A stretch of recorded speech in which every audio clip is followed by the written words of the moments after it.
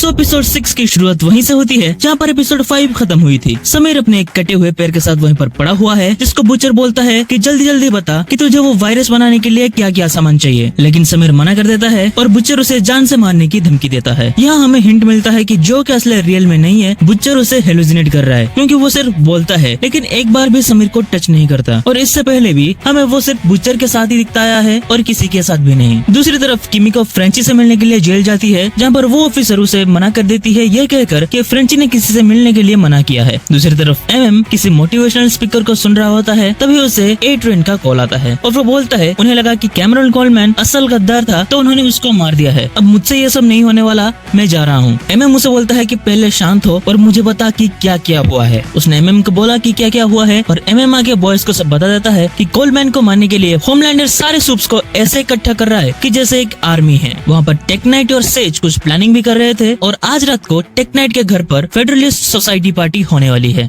वो सब लोग वहाँ पे जाने का प्लान करते हैं, तभी ह्यूई एमएम से पूछता है वो सब तो ठीक है पर ये बताओ कि हम वहाँ पे जाएंगे कैसे। अब एमएम एक सूप का फोटो दिखाता है जिसका नाम है वेब वीवर। अब आपको मैं बता दूं वेब वीवर हमारे फेवरेट सुपर हीरो स्पाइडरमैन का ही एक रिप ऑफ है, लेकिन क्योंकि ये बॉयज का यूनिवर्स है तो इसमें वेब वीवर डी के नशे करके दिन भर नशे में धुत रहता है। और सबसे फनी बात तो यह है कि हमारा स्पाइडरमैन हाथ से वेब निकालता है पर वेब वीवर लिटरली अपने पिटाड़े से वेब निकालता है, और ये चीज बहुत ही फनी थी। यहाँ पर एमएम उसको बेहोश कर देता है और ह्यूई उसका सूट पहनकर पार्टी में जाता है। दरअसल वेब वीवर को टेक नाइट ने अपने पार्टी में बुलाया हुआ होता है अपना साइड किक बनाने के लिए, जैसे बैटमैन का रॉबिन था। यहाँ पे एक्चुअली टेक नाइट बैटमैन का पैरोडी है और ये चीज उन्होंने सीरीज में बिल्कुल ही ऑब्वियस कर दिया है। I mean, वो मिलियनर है, बैट कैफ की जगह उसके पास टेक कैफ है, उसके पास एल्फ्रेड भी है लेकिन यहाँ पर उसका नाम एलिज है, और तो और वो अनाथ भी है। अब ह्यूई टेक कैफ में जाके पहुँचता है जहाँ पर टेक नाइट उसे बोलता है कि क्या तुम मेरा साइड किक बनने के लिए रेडी हो। ह्यूई बोलता है हाँ बिल्कुल। वहाँ पे हमें एक और कैरेक्टर दिखता है जो कि इससे पहले उसका साइड किक था। वहाँ दूसरी तरफ कंट्रोल वैन में एनी परेशान हो रही है क्योंकि जब ह्यूई उस पार्टी में गया था तो उसके कान में एक डिवाइस लगा हुआ था जिससे ह्यूई सारा इन्फॉर्मेशन दे रहा था, लेकिन टेक कैफ में घुसते ही वो काम करना बंद कर देती है और ह्यूई से कनेक्शन टूट जाता है। अब एनी से रहा नहीं जाता और वो लोग पार्टी में घुसने का प्लान करते हैं। वहाँ पर दूसरी तरफ ह्यूई टेक नाइट का साइड किक बन जाता है, लेकिन टेक नाइट का साइड किक होने का मतलब है कि उसको खुश करना सेक्सुअली, और वो लोग ह्यूई के साथ भी वही सब करते हैं। और बिलीव मी वो इतना घिनौना लगता है कि मैं तुम्हें रिक्वेस्ट करूंगा कि उस टाइम पर कुछ खाना मत, नहीं तो उल्टी हो जाएगी। वहाँ पर दूसरी तरफ बॉयज पार्टी में घुसते हैं और सब अलग अलग हो जाते हैं, जहाँ पे एनी का एनकाउंटर होता है फायर क्रैकर के साथ, जहाँ पे एनी उसको बेहोश कर देती है। दूसरी तरफ टेक नाइट ह्यूई को कोड वर्ड पूछता है एंड ऑब्वियसली वो बोल नहीं पाता क्योंकि वो वेब व्यूअर तो है नहीं, तो वो पकड़ा जाता है एंड टेक नाइट उसे बोलता है कि मैं तुम्हारे बारे में होमलैंडर से तो बोलूंगा ही, लेकिन उससे पहले पीछे का छेद देख देख कर मैं परेशान हो चुका हूँ। अब मैं तुम्हारे बॉडी में अलग अलग जगह पर होल करूंगा। On the other side MM and says का एनकाउंटर होता है जहाँ पर एमएम सेज के सर पर गोली मार देता है। उसके बाद उसको पैनिक अटैक आता है और वो गिर जाता है। किमिको वहाँ से एट्रियन को बुला के लाता है और उसे हॉस्पिटल ले जाने के लिए बोलता है। पहले तो मानता नहीं है, बाद में ले जाता है। आगे वो एमएम को ले जाकर एम्बुलेंस के बेड पर लेटा देता है और ये सब देख रहा होता है एक बच्चा, और वो ये देखकर बहुत खुश होता है। एट्रियन को भी ये देखकर खुशी होती है और उसको उसकी नेफ्यू की याद आती है। वहाँ पर किमिको और एनी टेक कैफ में घुसकर ह्यूई को बचा लेते हैं और टेक नाइट को बांध कर पूछते हैं कि सेज और तुम्हारा प्लान क्या था। वो बोलने से इनकार कर रहा होता है। तभी उसका साइड किक अपनी बेड़ियां तोड़कर उसके लैपटॉप में से उसका बैंक डिटेल्स खोल के ह्यूई को दे देता है और वो लोग उसके पैसे को अलग अलग जगह भेजते रहते हैं। लेकिन जब बारी आती है $100 मिलियन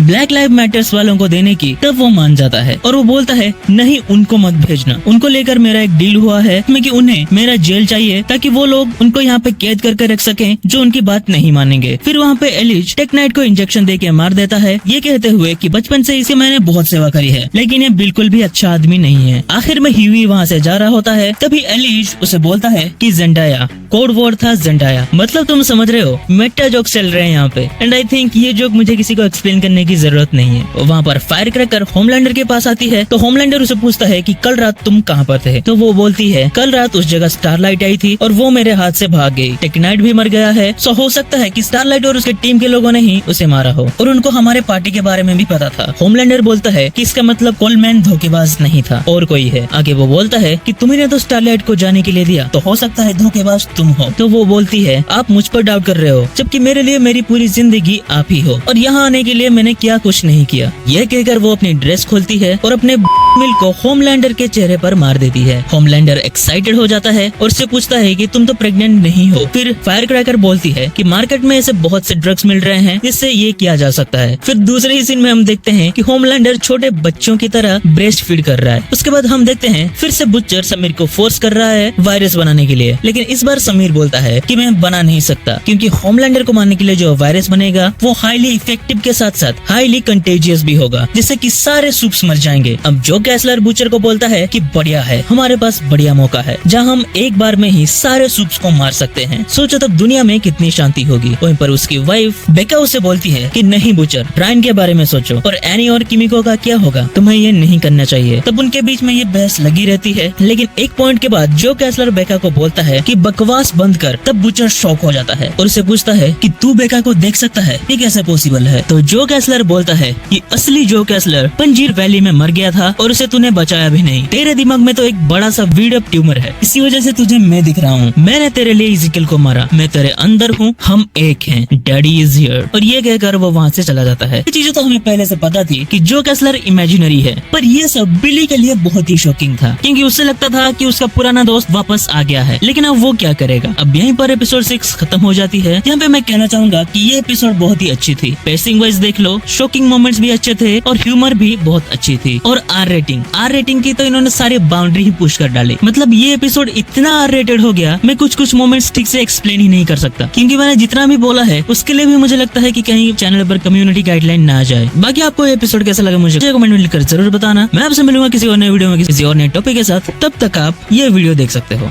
बाय।